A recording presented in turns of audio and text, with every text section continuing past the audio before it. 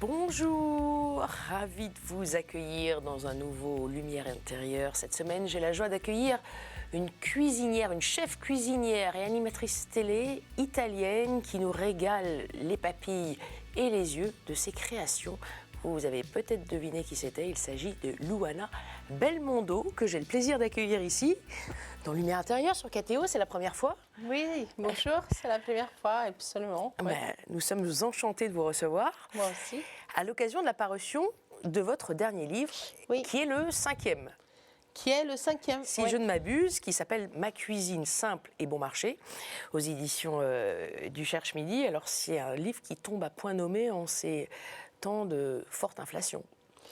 Absolument, il a été conçu justement, je l'ai pensé au moment du Covid, et vraiment intégré, considéré dans ma tête après le Covid. J'ai vu que la façon de consommer avait changé pour cette inflation que vous dites, que j'ai beaucoup regardé les caddies des personnes, où tous les modes d'achat, le superflu, ne faisaient plus partie de leur quotidien.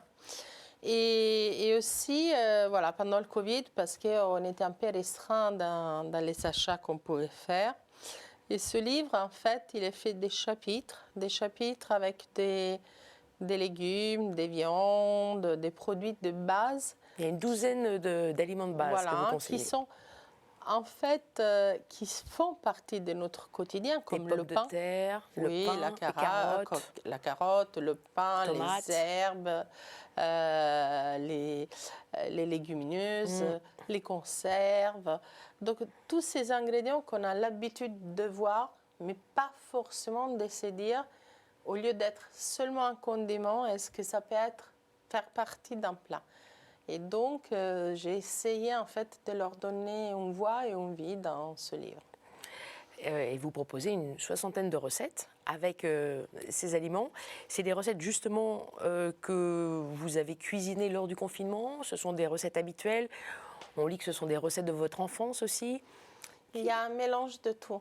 Il y a un mélange de souvenirs de ce que j'ai mangé ou ce que ma maman préparait.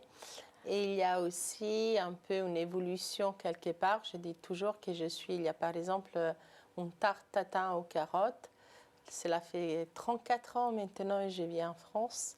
Et donc il y a ces deux cultures qui sont à moi, ces deux cultures gastronomiques en tout cas. Et donc il y a un mélange des deux. Donc une cuisine en fait familiale, un peu d'héritage, et une cuisine aussi actuelle que j'ai fait au quotidien. Quelle est votre recette préférée?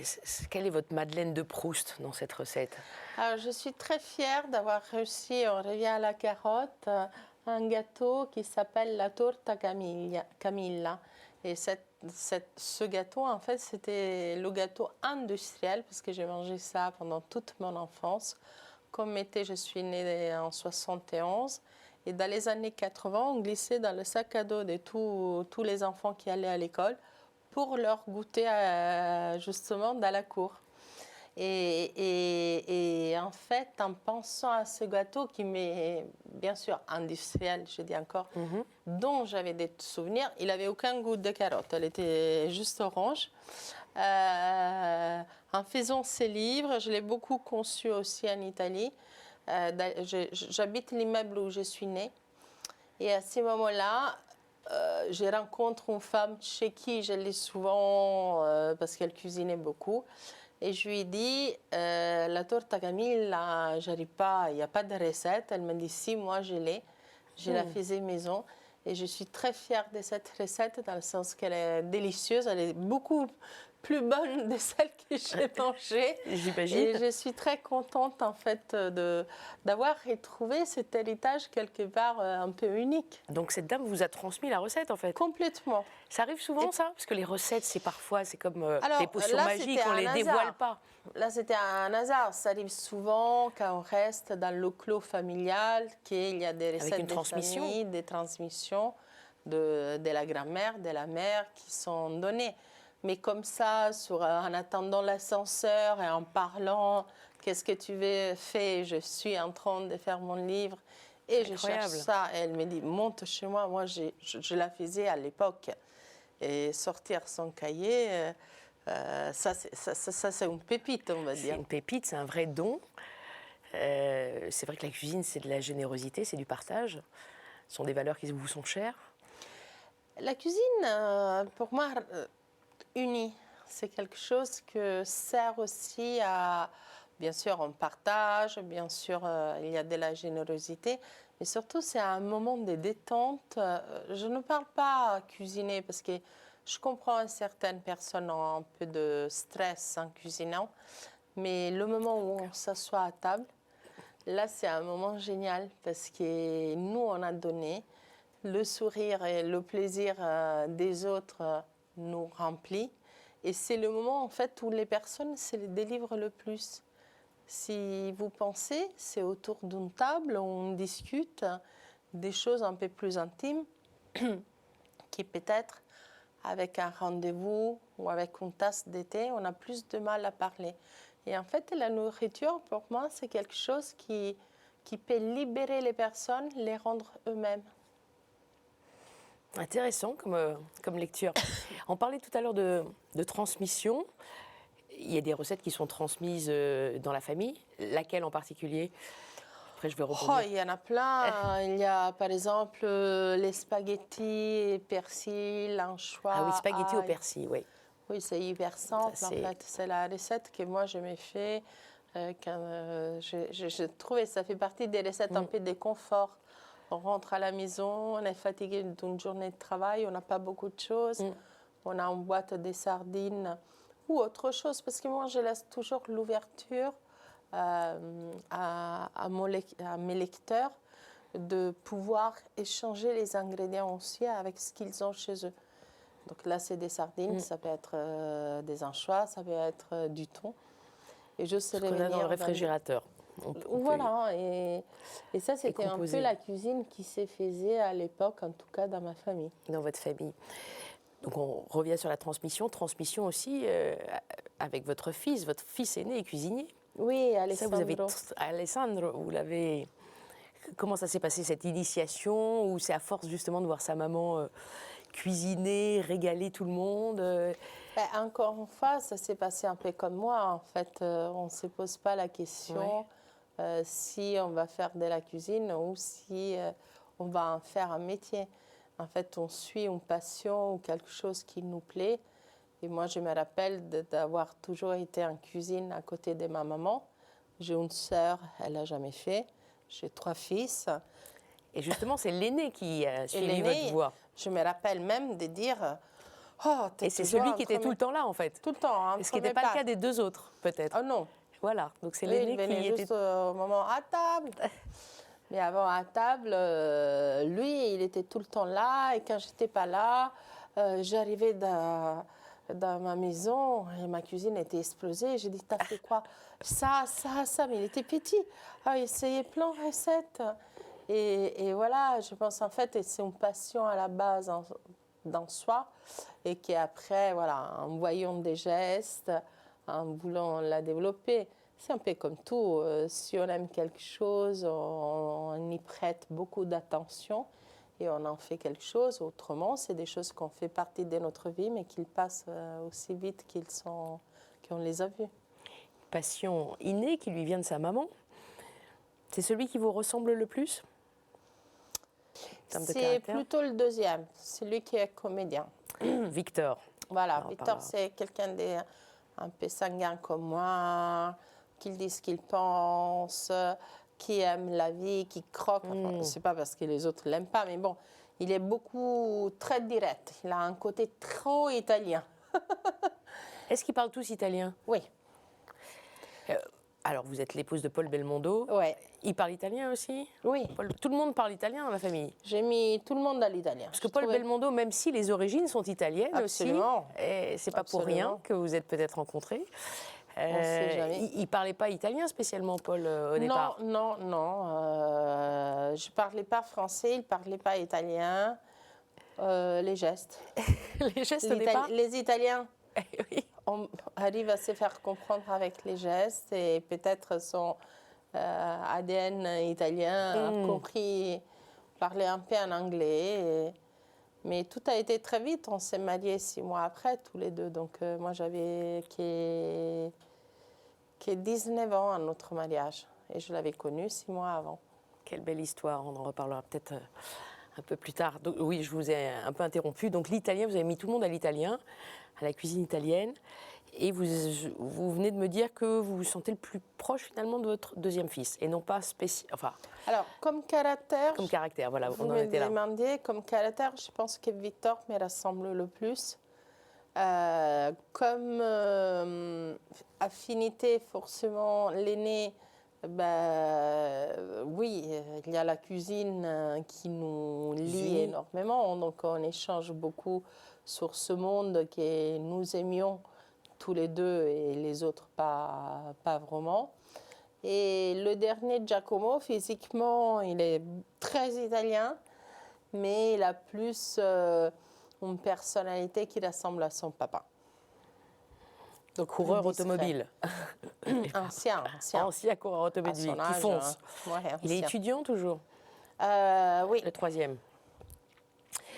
Pour revenir à votre livre, est-ce que vous sentez justement, après le confinement, et compte tenu de la situation dans laquelle nous vivons, d'inflation, de prix de plus en plus élevés, est-ce que vous-même, vous avez senti que votre cuisine changeait, vos achats changeaient, vous avez modifié vos recettes? Ma cuisine, pas forcément. La cuisine, oui, elle change avec les achats, mais j'ai une conscience aujourd'hui des produits. J'ai eu la chance de tourner aussi entre-temps des reportages. Et ces reportages m'ont fait apprendre que derrière un produit, alors parfois il est un peu plus cher qu'un produit qu'on consomme de façon voilà, un peu plus industrielle. Mais derrière, il y a un vrai travail, un vrai travail d'un homme, des hommes sur la terre, un vrai amour pour ce qu'ils font. Dernièrement, j'étais filmé des personnes qui font des amandes. Alors les amandes, hein, on les a dans un pot et souvent à l'apéro où on prend une poignée, le petit creux des 5 heures et hop, hop, hop, hop, on les avale, on les mâche et voilà. J'étais sur le terrain, c'est un travail énorme, physique, parce que l'amande, c'est quelque chose qu'on doit le faire physiquement. Et surtout, ces hommes-là ont un amour pour leur travail qui n'est souvent pas très bien rémunéré. Mais on rencontre ça, là je vous parle d'une expérience personnelle que je viens de vivre. Là, c'est un documentaire que vous venez Oui, pour réaliser. Canal+. Alors, expliquez-nous, il s'appelle comment? Alors, on n'a pas fixé vraiment le prénom, c'est un peu l'Italie gourmande et secrète des Belmondo, parce que j'ai fait ce voyage avec mon fils, Alessandro. Avec votre fils aîné, justement. Voilà, où je voulais lui montrer et partager avec lui. La terre de ses ancêtres. Aussi. Donc retourner sur des pas de son papa, son grand-père, les miens, et lui faire surtout découvrir des produits qui, voilà, ils ont un sens, mais plus que des produits, ces producteurs. Là, tout de suite, en dehors des amandes, il me vient un pêcheur, et on est parti à 5 heures du matin, même pas plus tôt que ça, sur un tout petit bateau. Et à la fin, on n'a rien pêché. Parce qu'aujourd'hui, il faut dire aussi que les mers sont vidées par la surconsommation. On ne respecte pas les poissons, la saisonnalité, donc on les pêche beaucoup trop tôt, donc ils ne peuvent pas se reproduire. Et il a eu 3 calamars et à un moment, il a craqué, il a commencé à pleurer. Et donc, c'était vraiment en dehors des produits, c'était des témoignages des personnes qui font aussi ce qu'on mange. Et ça, je voulais, comme mon fils fait partie de cette nouvelle génération de chefs, je voulais qu'il soit conscient que ce qu'il va travailler doit avoir une valeur déjà humaine et morale avant qu'un prix. Et j'espère, En tout cas, on a fait que de belles rencontres, très émouvantes. Et donc, j'espère qu'il a su, en tout cas, précieusement apprendre ce message. Moi, je vais vous partager une autre expérience ici que vous ne connaissez pas, parce que je crois que vous n'avez pas encore vu l'émission. C'est le moment où je m'éclipse, où je disparais. Je vais vous laisser seul. D'accord. Et je vais vous proposer 4 mots. D'accord. À vous de les éclairer, de les commenter, de les raconter. D'accord. Donc, je les entends où? Vous allez les entendre et vous allez les voir. À ma place, il va y avoir un écran avec les mots en question. Ah, d'accord. Vous inquiétez pas. Et vous m'entendrez. D'accord. OK? À tout à l'heure, Louana. À tout à l'heure.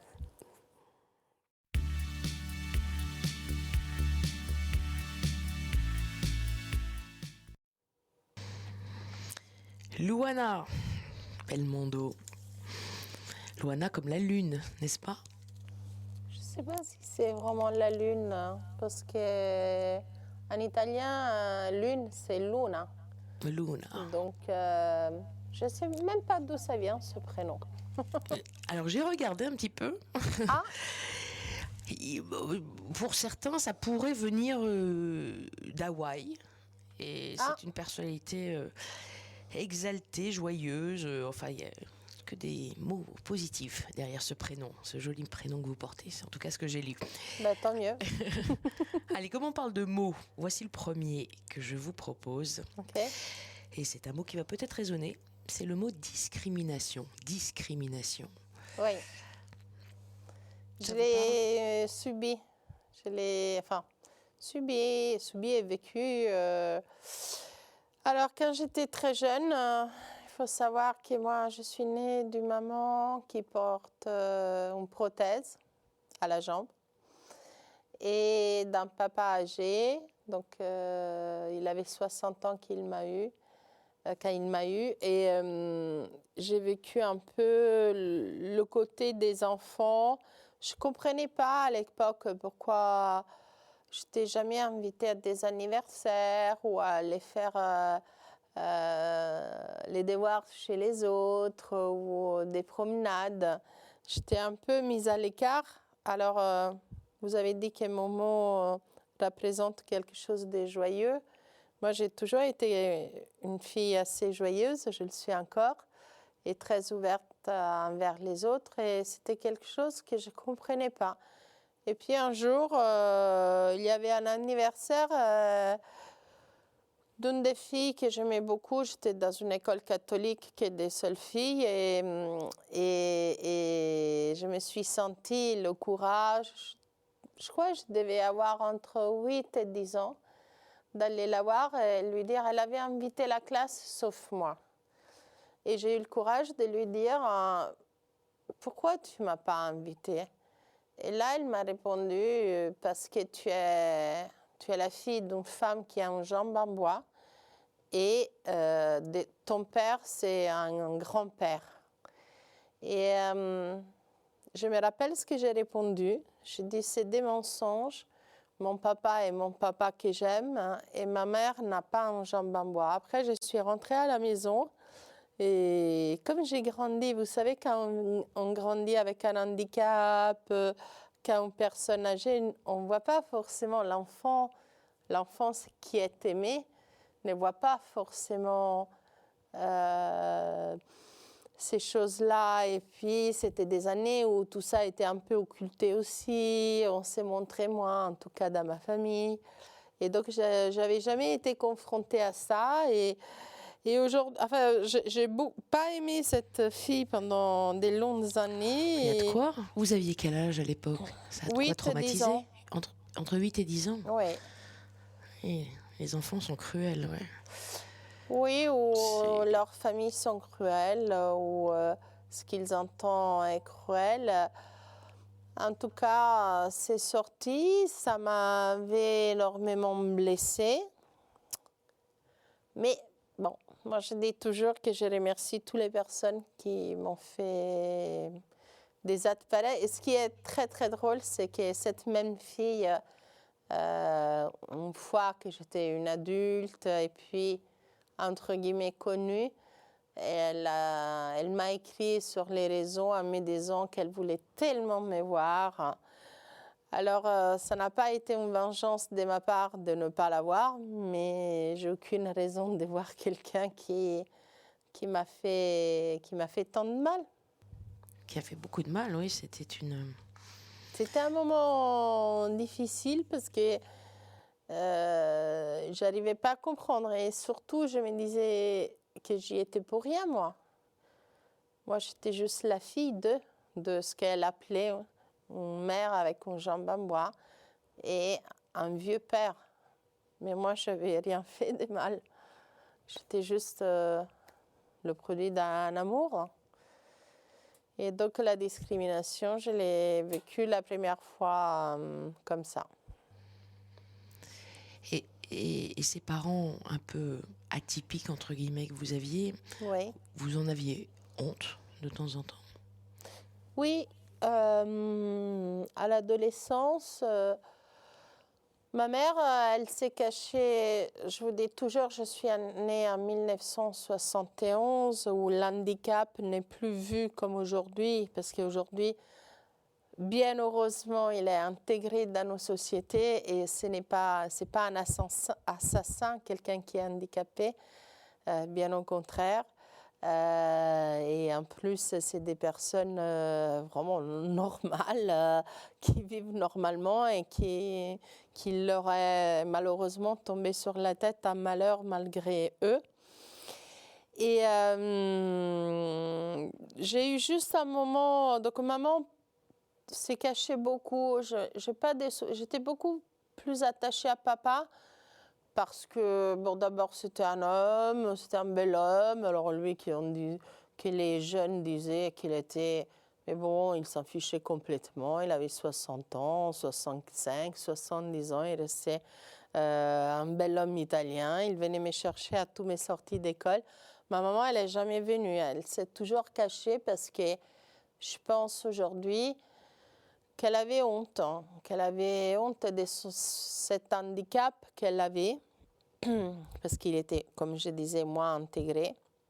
Et moi, je me rappelle, oui, adolescente, quand elle a commencé un peu plus à sortir, ou quand parfois elle n'avait pas vraiment le choix, elle sortait très peu, elle restait beaucoup à la maison.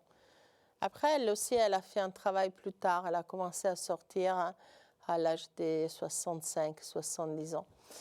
Et les regards des personnes qui se retournaient quand j'avais maman sous le bras pour suivre notre chemin. Et là, j'avais un peu honte. J'avais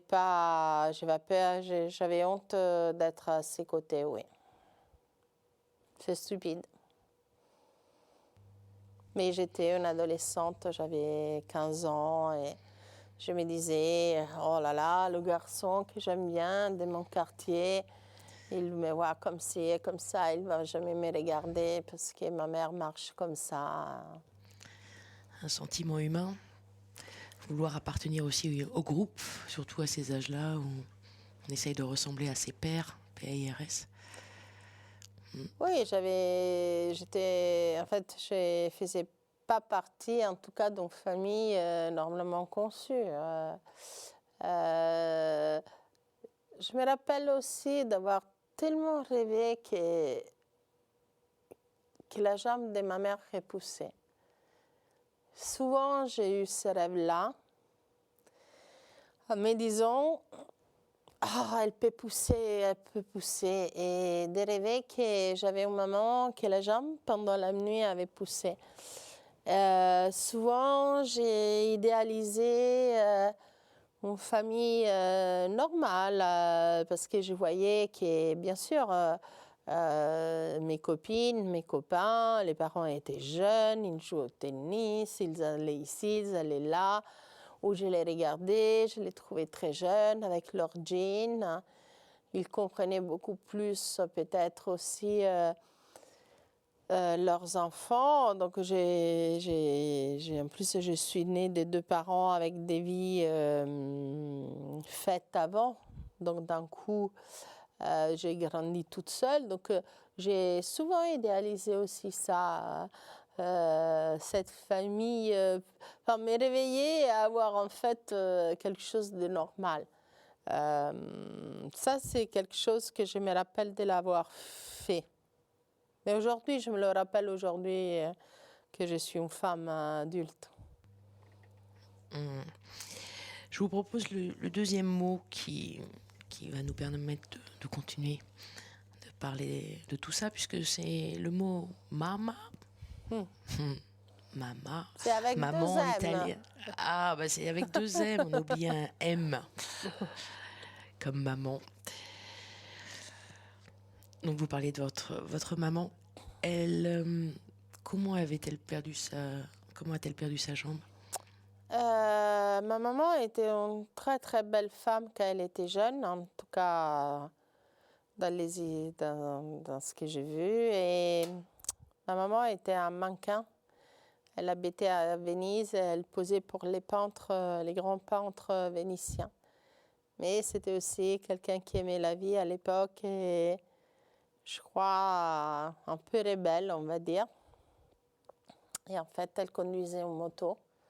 C'était la femme qui fumait le cigare, qui conduisait la moto, qu'elle posait très belle pour les peintres. À l'époque, c'était les femmes avec des tailles de guêpes, voilà. À la Sofia Loren ou Lollo Brigida. Et en fait, elle a eu un accident de moto et c'est pas l'accident. C'est pas dans l'accident que malheureusement elle a perdu sa jambe, c'est pour une faute médicale. On l'a plâtrée sur la peau, directement sur la peau. Elle a fait une gangrène, ce qui a demandé l'amputation de sa jambe. Et c'est quelque chose qu'elle n'a jamais accepté. Aujourd'hui, elle a 90 ans, elle est vers la fin de sa vie et elle continue à souffrir de ça et elle continue à me dire ça. Et j'essaie de lui dire que c'est pas grave, toute une vie est passée. Le passé, c'est l'unique chose qu'on ne peut pas refaire. Par contre, le présent, on peut le vivre réellement. Donc je m'en occupe beaucoup aujourd'hui, comme j'ai le temps, en dehors de mon travail et après ma propre famille, ou en même temps. Votre maman qui habite donc en Italie, hein, à Rome, où vous êtes née. Oui. Et j'essaye, mais en fait, ces dernières années, elle est vraiment en boucle sur ça, sur son handicap, tout ce qui lui a enlevé, je sais pas, je n'ai pas son âge ni son parcours, mais voilà, au lieu de faire le point assez de bon à un certain moment de sa vie, maman a beaucoup de regrets, de rancunes et d'injustices qu'elle a subies, que je comprends, mais où je suis complètement impuissante à part la soutenir. Je la soutiens et j'essaie surtout de lui donner du bonheur autrement, de lui faire changer. Mais après, vous savez très bien, on ne peut pas être que l'autre personne. Il faut que l'autre personne accepte elle-même de pouvoir... Mais bon, à 90 ans, on ne peut pas demander à une personne de changer. C'est une douleur pour vous, cette non-acceptation de votre mère? Oui, parce que je voudrais la voir vraiment heureuse. Parce que ça a été toute sa vie une femme qui s'est énormément battue. Et que pour moi personnellement a été vraiment un exemple de vie. Voilà, il y a eu plein de choses. Il y a eu une fille, en fait, quand elle perd sa jambe, apparemment elle attendait un enfant et elle ne le savait pas. Et quand elle s'est détournée vers le père de sa fille et de ma sœur, avec qui je me suis rapprochée depuis quelques années, Il lui a dit, mais tu ne crois pas que je vais rester avec une femme qui a une jambe en bois. Donc, ma mère a été... Je m'imagine... c'était jeune, hein, elle a fait des bêtises de jeune. Mais j'imagine cette femme, cette jeune fille à 18 ans qui doit se réveiller dans un lit d'hôpital avec les parents qui lui tapaient sur la tête, sans une jambe. C'est horrible, se réveiller sans une partie de nous-mêmes. Enceinte, décidant de garder l'enfant et être rejetée aussi à cause du malheur qu'elle est en train de vivre. Il faut beaucoup de force pour remonter une épreuve pareille. Ma maman a été toujours une femme assez dure dans la vie. Hein. Je ne peux pas dire que c'était une maman câlin. Elle est le contraire de moi. Elle s'est adoucie maintenant, mais elle est le contraire de moi. Mais je peux comprendre. Et elle a avancé, elle a construit toute seule, elle a gardé sa fille, elle a refait une vie. Ça a été une des premières femmes qui, comme elle était mannequin, a amené à l'époque L'Oréal en Italie. Elle a fait plusieurs salons de coiffure, donc ça a été une battante. Et voilà, je voudrais juste qu'aujourd'hui, elle se rende compte de tout ce qu'elle a construit et qu'elle soit fière d'elle. Hein. Et que, ok, sa jambe, malheureusement, malgré mes rêves, elle n'a pas repoussé. Mais que c'est finalement pas grave. Hein. Et qu'elle a été une femme incroyable. Parce que beaucoup de femmes à sa place auraient sombré dans des dépressions ou autre chose. Elle a continué. Malgré tout, elle a eu cette fille. Elle a élevé seule cette fille. Elle a créé une belle entreprise. Elle a rencontré un jour mon père. Elle a refait sa vie.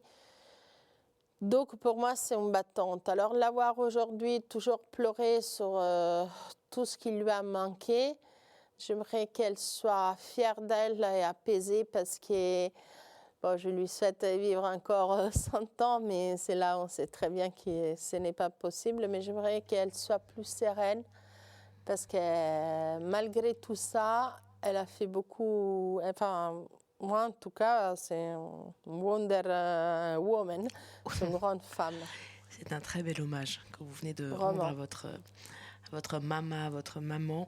Votre demi-sœur, vous dites que vous la revoyez. Oui. Elle a combien de plus que vous? Nous avons 18 ans d'écart. Donc au moment où vous êtes née, vous la... Je suis née, mais elle s'est mariée à 20 ans, donc voilà. J'ai très peu de souvenirs avec elle. Bon, après, elle a fait sa vie, elle travaillait et tout. Et c'est une troisième. Je suis un peu... voilà. J'ai un peu grandi comme une fille unique à la fin. Et vous êtes quel type de maman italienne? Moi, c'est horrible. je saute sur eux. J'ai mon premier qui a 32 ans, le deuxième bientôt 30 ans. Mon Giacomo, il vient d'avoir 25 ans. Je suis très attachée, je suis protectrice, je suis, comment on peut dire, j'ai fait des câlins comme s'ils avaient 6 ans, 3 ans, 1 an, je ne sais plus. C'est mes bébés à vie et vraiment parfois je me retiens parce que je me dis, oh, c'est des hommes, ils ont des femmes. Et en fait, moi, j'aime tout ce qui est... En plus, j'aime tout ce qui est contact vraiment physique avec les personnes. J'aime serrer les gens dans mes bras. J'aime... Contact charnel. Oui, très. Comme dans la cuisine, il faut toucher aussi. Oui, ça rejoint absolument ça. De terrien, de charnel. Ouais, c'est ça. Et vous avez un petit-fils, Vai. Oui. Donc, beaucoup d'hommes dans votre vie. Ah ouais, là... Beaucoup d'hommes. Je sais pas, il n'y a pas de filles, non. Pas du tout, non. Vous êtes au centre, la mère. On va dire ça. Eh oui. Allez, on passe au troisième mot, rapidement. Le mot excès. Excès. Excès. Ok. Par rapport à moi, Est-ce que c'est un mot qui vous inspire, qui vous dit quelque chose, qui vous parle? je suis quelqu'un qui n'a jamais de limites, qui ne se pose jamais des limites. Je peux être assez souvent dans l'excès, mais un excès très géré, dans le sens que tout ce que j'ai fait en excès est réfléchi et il ne doit pas aller contre des mauvais principes. Donc, excès, pour moi, excès, non, je ne vois pas vraiment. Excès de travail, excès, je ne sais pas. Vous avez des excès contrôlés. J'ai l'excès, oui, si l'excès c'est dépasser quelque chose, c'est ça vous voulez dire? Ça peut être un excès de nourriture, étant donné qu'on parle de cuisine.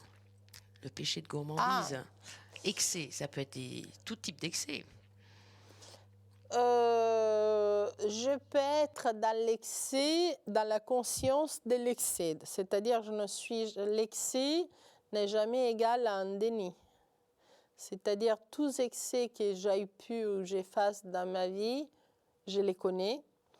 Mais quelque part, ils n'ont jamais été endommageants ou, on va dire, assumés. C'est ce que je disais, peut-être des excès contrôlés quand même, avec des limites, que vous maîtrisez. Oui. Ouais. Non, mais oui. Non, Quel qu'il soit. Quel qu'il soit, oui, je suis en train de réfléchir. J'ai pas beaucoup. Après, sur le comportement, vous disiez que vous ressembliez à Victor, notamment, avec un côté plus Ah sanguin. oui, Il y a aussi des excès parfois de. Oui, mais ça, c'est un excès de personnalité. Je suis sanguine, italienne, mais enfin, les gens qui me connaissent, j'explose aussi bien. Aussitôt quelque chose ne me va pas, je peux hurler, en faire vraiment un opéra dell'arte, mais ça redescend aussi vite. Les gens qui me connaissent, personne de mes proches s'est jamais vexé de cet excès, peut-être à un moment de colère, parce qu'ils savent très bien que je suis quelqu'un qui dit les choses, parfois justement avec excès, mais qu'à aucun moment ça va rester ancré, c'est dit, je l'ai dit, dans l'excès. Mais voilà, il n'y a jamais des conséquences, on va dire, de ma part, qui peuvent voilà, continuer dans l'excès, être un instant, en fait, je dirais même pas, quand j'ai fait ça, c'est même pas un excès, c'est plus une explosion. Alors, je mettrais explosion, je suis quelqu'un d'explosif, plus que d'excès. Explosion plutôt qu'excès. Allez, quatrième et dernier mot, Louana, c'est le mot foi. Oui.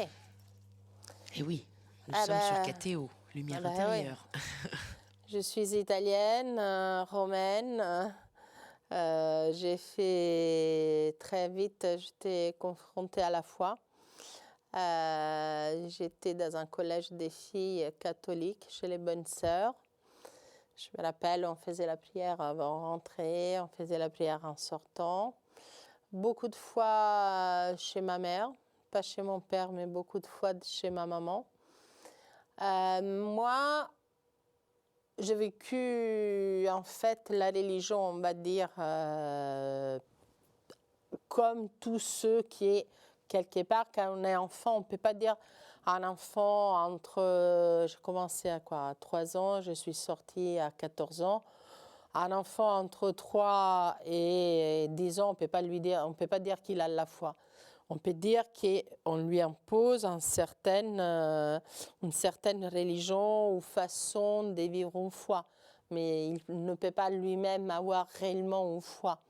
Par contre, aujourd'hui, avec le temps, de plus en plus, je suis allée vers la foi qui m'a très souvent aidée. Même si je ne suis pas quelqu'un qui va tous les dimanches à l'église, j'ai prié énormément à n'importe quel moment de ma journée. Et je crois, j'ai cette foi qu'on m'écoute.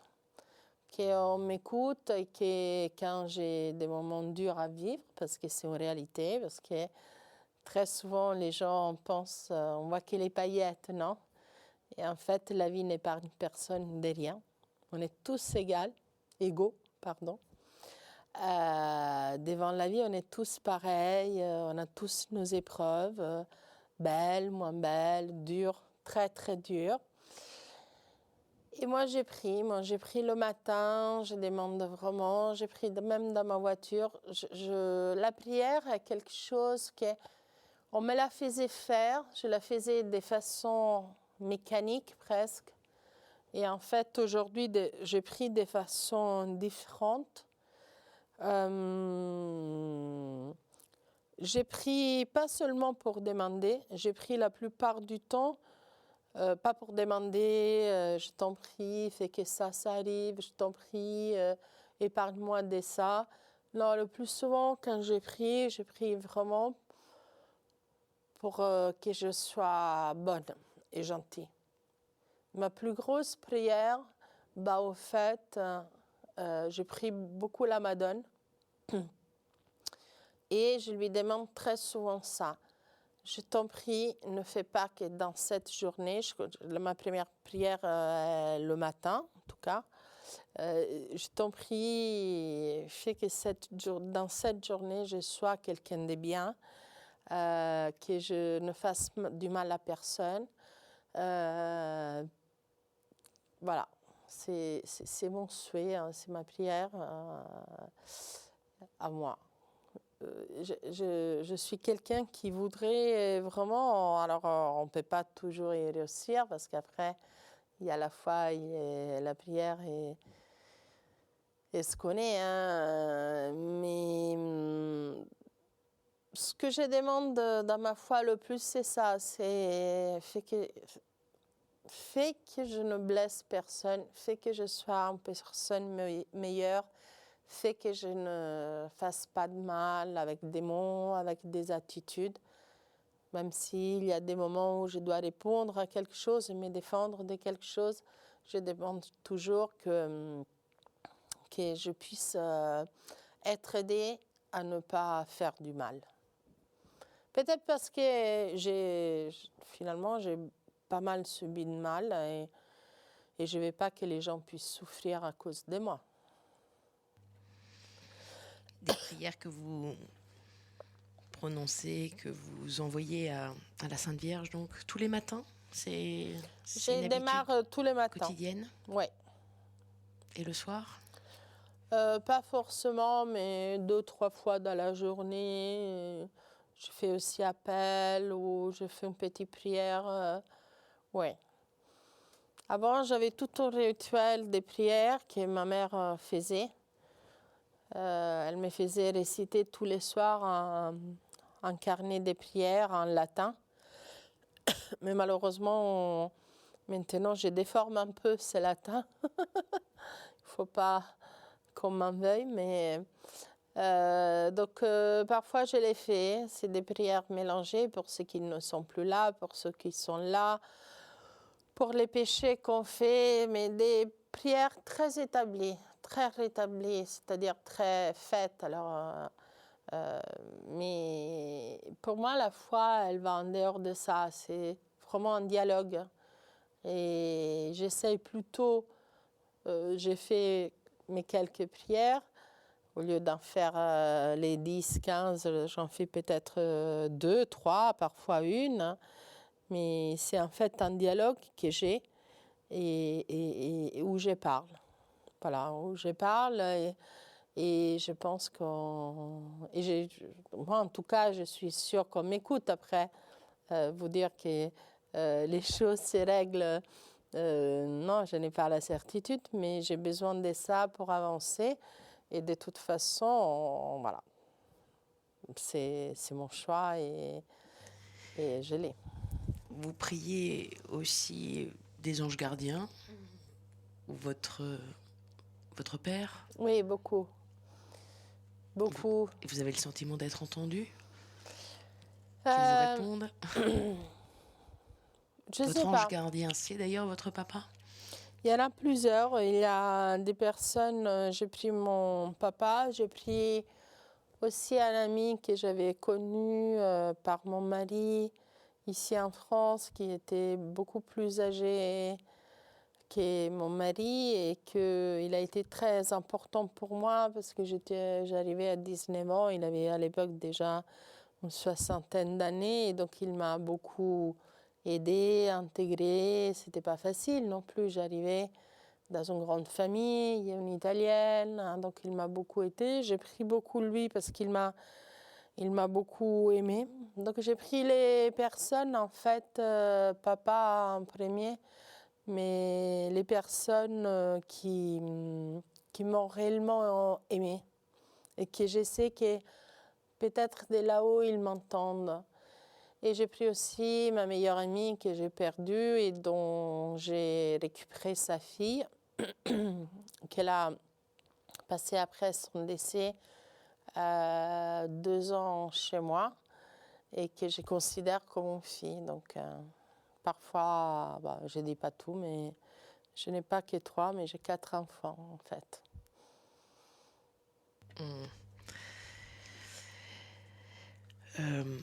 On arrive à la fin de cette expérience, entre guillemets. Je reviens auprès de vous pour la conclusion. Avec plaisir. À tout de suite, Johanna. Merci.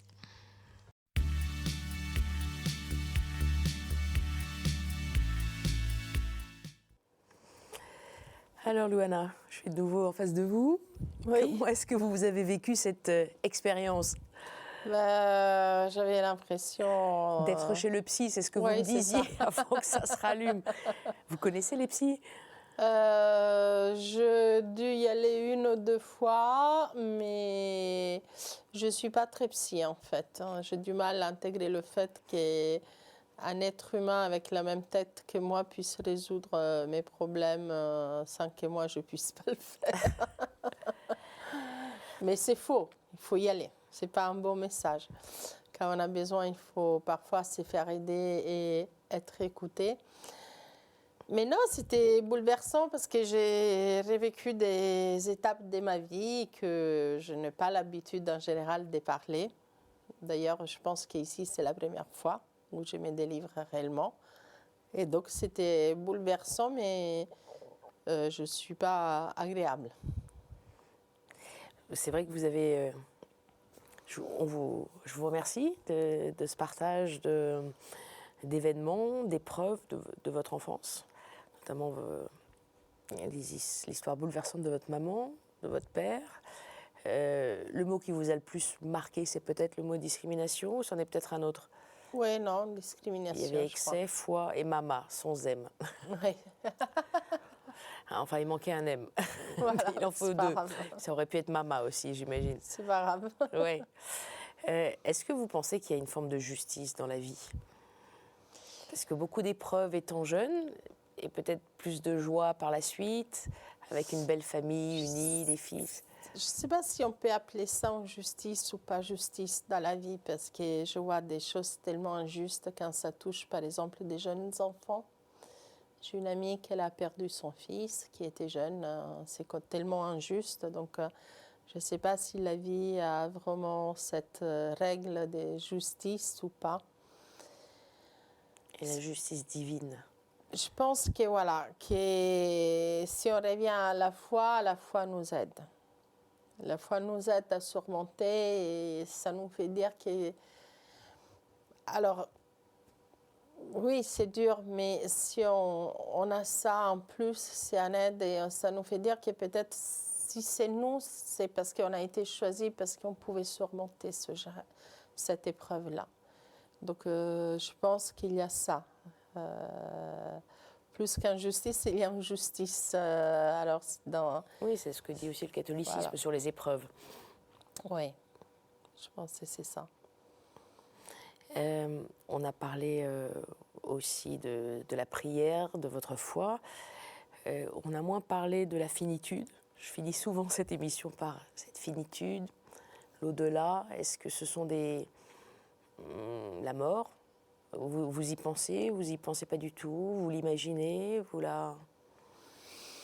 Vous l'appréhendez? La mort, si, j'y pense. J'y pense assez souvent parce que, justement, si on revient à ma vie, et née d'un papa âgé, j'étais confrontée à la perte des tantes, des proches assez vite. Assez jeune, oui. Donc j'ai connu la mort assez vite. Elle ne me fait pas peur, comme tout le monde doit vous dire. Elle me fait du chagrin pour mes enfants, pour les personnes qui restent. Moi, non. Je suis partagée. Je crois qu'il y a quelque chose après la mort, mais je ne suis pas toujours sûre. Donc, mais je suis très fortement en train de penser. Enfin, dans moi, je pense qu'après la mort, c'est pas possible et ça s'arrête, qu'il y ait quelque chose d'autre, hein, que ce soit là-bas ou que ce soit ici qu'on a laissé. Peu importe, c'est quelque chose qu'on a laissé. C'est pour ça, je vous disais, quand j'ai pris, c'est pour être une meilleure personne, pas blessée. Parce que si c'est pas là-bas et c'est ici, j'aimerais laisser une image belle de moi. Merci beaucoup. On Merci termine à vous. sur ces derniers mots. Merci beaucoup, Luana Belmondo. Je rappelle le titre de votre livre. Ma cuisine simple et bon marché, c'est un peu plus léger, on finit avec voilà. cette note de légèreté, même dans la cuisine, même dans l'assiette. Voilà. Comme d'habitude, vous pouvez retrouver cette émission sur kteotv.com. Vous connaissez l'adresse. Je vous souhaite une très belle semaine. Encore merci beaucoup. Merci à vous. À bientôt. À bientôt.